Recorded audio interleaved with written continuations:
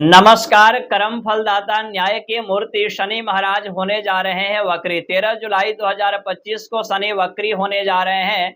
27 नवंबर 2025 तक शनि महाराज वक्री रहेंगे। मीन राशि पर इसका क्या प्रभाव पड़ने वाला है, वक्री ग्रह होते क्यों हैं और वक्री का प्रभाव क्या होता है। बहुत सारे लोगों के मन में प्रश्न होगा कि जब कोई ग्रह वक्री होता है तो वह उल्टा चाल होता है, लेकिन ऐसा उल्टा चाल नहीं चलता। शास्त्रों के मतानुसार जो कोई ग्रह जहां विराजमान होता है और वक्री होता है तो उस स्थान के फल को तो देता ही देता है, उससे एक घर पीछे के भी फल में वृद्धि कर देता है। आइए कुंडली के अकॉर्डिंग समझते हैं मीन राशि वालों के बारे में।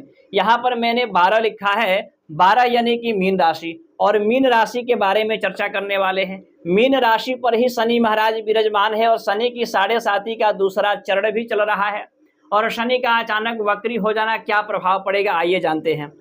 सबसे पहले स्वास्थ्य से जुड़ा जो परेशानियां चल रही है मीन राशि वालों के ऊपर, जोड़ों में, घुटनों में दर्द, आलस्य, मानसिक तनाव, थकान, कार्य करने की ऊर्जा नहीं, ये जो स्थितियां बन रही हैं, अनावश्यक खर्चे, स्वास्थ्य को लेकर के ज्यादा चिंतित है मकर है मीन राशि वाले जातक।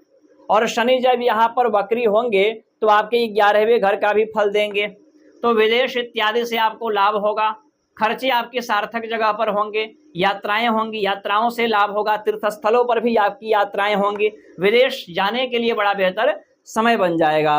शनि आपके लग्न पर है तो आत्मबल बढ़ेगा, मानसिक तनाव दूर होंगे, कॉन्फिडेंस बढ़ेगा और कहीं ना कहीं नए नए कार्यों को करने के लिए, सीखने के लिए आपके मन में कहीं ना कहीं यह इच्छा जागृत होगी। अब शनि महाराज की दृष्टि आपके 3रे स्थान पर पड़ेगा।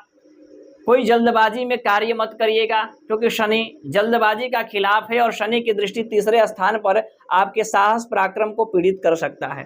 थोड़ा सा स्थिरता को रखनी चाहिए। शनि की दृष्टि 7वें स्थान पर दाम्पत्य जीवन को लेकर के थोड़ा सा चिंताजनक स्थिति है। लाइफ पार्टनर से किसी प्रकार का विवाद न हो, उनके स्वास्थ्य के ऊपर ध्यान दीजिएगा। बिजनेस व्यापार में अचानक परिवर्तन नहीं करना चाहिए, इन्वेस्ट करने से पहले भी सोचिएगा। कर्म क्षेत्र को लेकर के थोड़ा बहुत बदलाव, शशनाम का राजयोग है तो करियर में अच्छा आपको प्रभाव देंगे। नौकरी नहीं है, लगने का चांस, नौकरी है तो प्रमोशन, पदोन्नति। राज्य से जुड़ा कोई कार्य आपका फंसा हुआ है, समाज से जुड़ा कोई कार्य फंसा हुआ है तो उसमें कहीं ना कहीं आपको लाभ की प्राप्ति होगी। अब ये शनि महाराज आपकी कुंडली में कहाँ विराजमान है, 6ठे, 8वें, 12वें स्थान पर तो नहीं, जहां कहीं 1 लिखा है वहां शनि नहीं। अगर इन 4 स्थानों पर शनि महाराज आपकी जन्म कुंडली में नहीं है तो निश्चित रूप से यह अच्छा परिणाम देंगे। अब मान लीजिए शनि महाराज 6ठे, 8वें, 12वें या 1 जहां पर लिखा है वहां पर आपकी कुंडली में विराजमान हो तो स्वास्थ्य से जुड़ा और परेशानी आपको बढ़ाएंगे। हॉस्पिटल का चक्कर लगाना पड़ेगा, अनावश्यक खर्चे, हर जगह से ठोकर, लोगों से रिलेशन बिगड़ते हुए। तो शनि महाराज आपकी जन्म कुंडली में है कहाँ?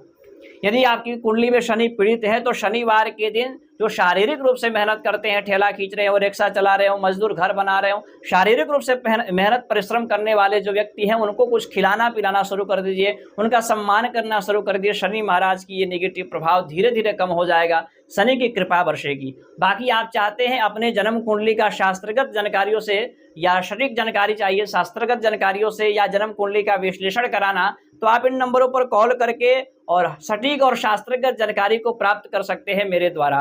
फ्री और निःशुल्क सेवा नहीं है, कुछ सेवाएं हैं, उनको अर्पण करके आप मुझसे बात कर सकते हैं। बाकी ऐसे शास्त्रगत जानकारियों के लिए फॉलो करें, सब्सक्राइब करें। धन्यवाद, नमस्कार।